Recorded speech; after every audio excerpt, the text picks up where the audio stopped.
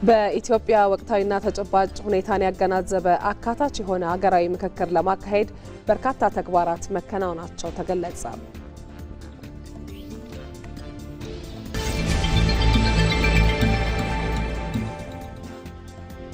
የአዲስ አበባ ከተማ ከንቲባ አዳነች አቤቤ በለሚ ኩራ ክፍለ ከተማ የተገነቡ የህዝብ ሁለገብ አገልግሎት መሰረተ ልማቶችን መርቀው ከፈቱ።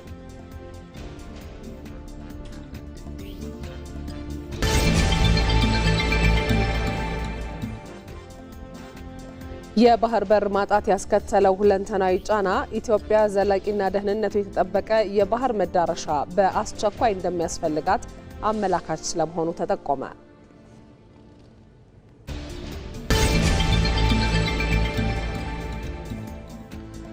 ከውጭ የእስራኤል ጠቅላይ ሚኒስትር ቤንያሚን ኔታንያሁና የአሜሪካው ፕሬዝዳንት ዶናልድ ትራምፕ ዛሬ ይመክራሉ።